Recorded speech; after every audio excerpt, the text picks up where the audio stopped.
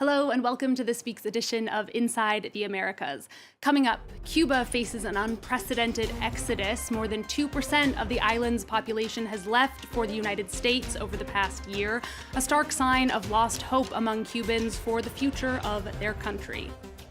A shakeup in the U.S. Democratic Party after Arizona Senator Kristen Sinema announces she's becoming an independent. She says she'll keep voting the same way as before. Still, her surprise move is a headache for Democrats and for the White House. And joy in Argentina after the team secures its spot in the World Cup final, offering star Lionel Messi his final chance at the trophy. We'll look at excitement in his hometown of Rosario and Buenos Aires. And we begin in Cuba, which is seeing its biggest exodus of people since Fidel Castro rose to power in the 1960s. According to U.S. government data, over the past year, nearly 250,000 Cubans have migrated to the United States, more than 2% of the island's population and more than 4% of its working population. It's a stark sign of lost hope among Cubans faced with deteriorating living conditions, including constant blackouts and lack of access to food and medicine.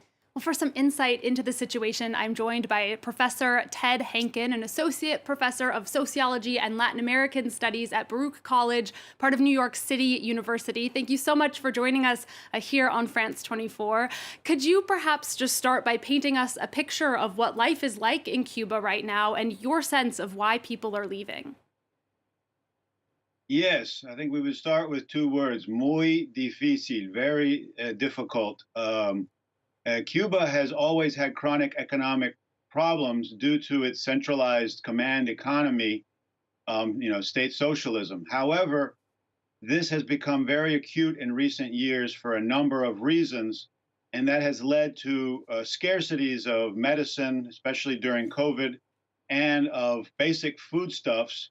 And Cuba is also having terrible energy problems, which leads to blackouts that can last anywhere from all day to half the day, that then make it very hard to refrigerate food. And so all of these economic and daily life struggles, combined with a new wave of government repression that followed the marches that took place in the summer of 2021, have led many people to give up hope on seeing a better day in Cuba, and therefore they have been, leaving in record numbers. And that's saying a lot, given that Cuba, under the revolution, has a very, very high immigration, people leaving, but it's even higher in the last year and a half. And you mentioned some factors within Cuba, but to what extent do you think U.S. policy might be contributing to the situation?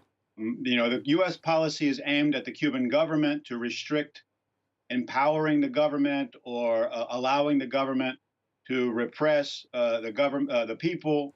It's also aimed at trying to encourage the government to open up, to reform. However, my opinion is that the burden of those policies lands on everyday Cubans and makes life harder for them. However, I would argue that it is the dysfunctional and undemocratic system in Cuba that is the primary cause for the unrest that we saw over the last year and a half in the streets, demands for change, demands for freedom, and now with people losing hope that that will actually happen. And both the Cuban and American governments face consequences from the population leaving. The U.S. is dealing with huge immigration numbers. Cuba, meanwhile, is facing an aging population. What are each of the countries doing to stop people from leaving, and what solutions do you see? Well, the first thing they're doing, finally, and I think is positive, they're talking to one another. They've had some meetings focused specifically on the immigration crisis that they're experiencing, because, as you said, it negatively impacts both countries. Cuba is losing its young people, its ambitious people, the best and the brightest, and it has an aging population, and it doesn't have people joining the workforce that can support those old people. Of course, when they move abroad, they do end up eventually getting jobs and sending money back to Cuba. One of the biggest economic lifelines in Cuba, one of the biggest parts of the Cuban economy, are remittances sent by people abroad, especially in the United States, back to Cuba.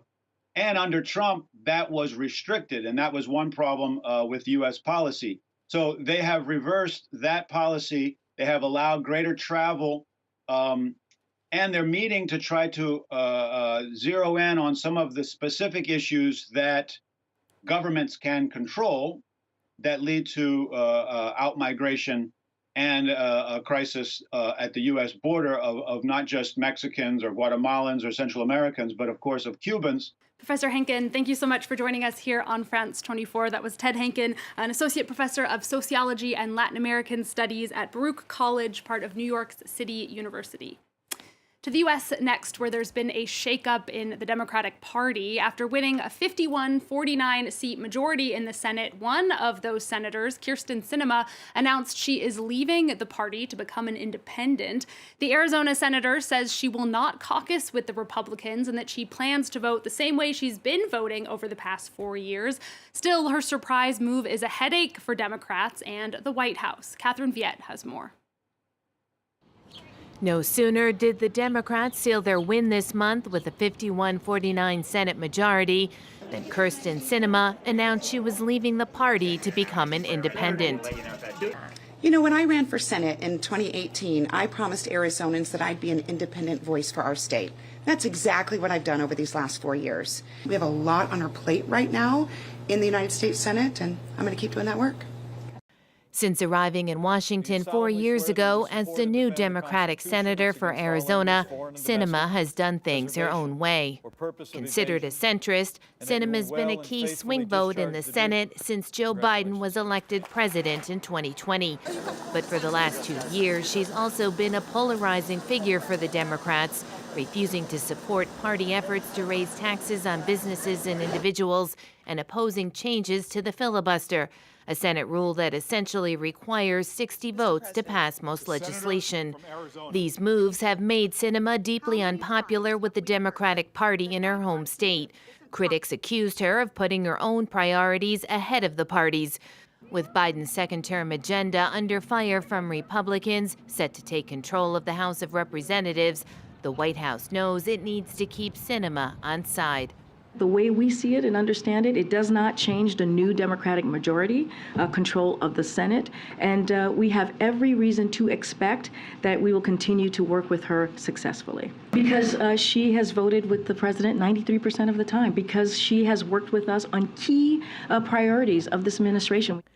While her decision has angered many, political analysts say it's a shrewd move meant to avoid a grueling primary fight in 2024. But that sets up a fresh headache for the Democrats in 2 years. So I think what we're seeing here is Kyrsten Sinema anticipating a near certain primary challenge from another Democrat, and instead she's choosing to pivot to the middle to instead make a pretty aggressive attempt to sway independent-leaning Democrats, independent-leaning Republicans, as well as many Democrats as she can get. For now, Sinema joins the other two independents in the Senate, Bernie Sanders of Vermont and Angus King of Maine, both of whom caucus with the Democrats. Next to Argentina, where fans are ecstatic after the country secured its spot in Sunday's World Cup final. They beat Croatia 3-0 in the semifinal, with Lionel Messi starting off the score with a penalty. It makes him Argentina's record World Cup scorer, taking him to 11 goals in total. Messi also tied the record for most appearances at the World Cup by playing for the 25th time. Well, Argentine fans are delirious with joy and with admiration for their star player. Let's take a listen. After the first goal, we were relieved. Everybody just relaxed. I think the team could feel our energy. I'm sure we're going to be champions. It was a dream scenario. I think all supporters were expecting the match to be way harder. Well, all of Argentina will be on tenterhooks on Sunday as La Albiceleste try to win their third world title and their first since 1986. It's also probably the last chance for Lionel Messi to lift the trophy, the only one that's missing from his trophy cabinet. Messi is considered by many to be the greatest footballer ever, and back in his hometown of Rosario and in Buenos Aires, the sense of anticipation is palpable. Oliver Ferry has more. In the city of Rosario, its favourite sun is everywhere. 300 kilometres north of Buenos Aires, this is the birthplace of Lionel Messi. This is the very first mural that was done in 2018. For 4 years, Victoria Lopez has been organising tours around Messi's childhood neighbourhood. He inspires affection around the world, and even more so here, where residents are very proud to have witnessed and contributed to the creation of this legend, this god that is Lionel Messi. On the street where Messi grew up, his neighbours have marked what is likely to be his last World Cup with yet another mural. It's madness here. We've hung banners, we've painted everything sky blue and white, because this year the World Cup is ours. We have to bring home the trophy.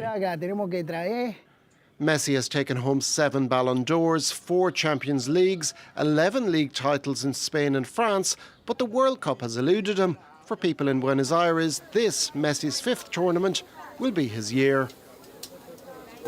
We all hope that Messi will score the greatest goal in history. I think this time he'll win. In souvenir shops here, Messi is often found side by side with another Argentine great, the late Diego Maradona, who lifted the World Cup in 1986. Here we have T-shirts with Messi and Diego. If Messi wins the World Cup, Messi and Diego will go down in history for life. Fans will be flocking to bars for the kick-off at noon local time on Sunday. It's all about Messi. It's his last World Cup. We believe in him. Only one match now stands between Messi and the one prize he has yet to win.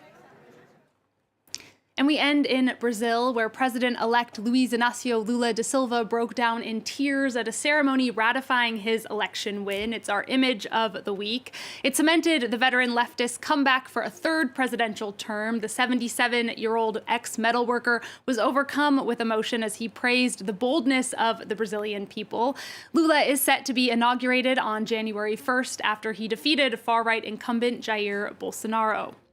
Well, next week, Inside the Americas will be broadcasting a special show that was filmed in Brazil ahead of Lula's inauguration. Jeannie Godula went to meet those who make a very divided country and asked them if reconciliation is possible. You don't want to miss it. Lula's comeback, the fight to reunite Brazil, airs on December 21st. Well, that's it for this week's edition of Inside the Americas. Thanks very much for watching. There's more news coming up after this.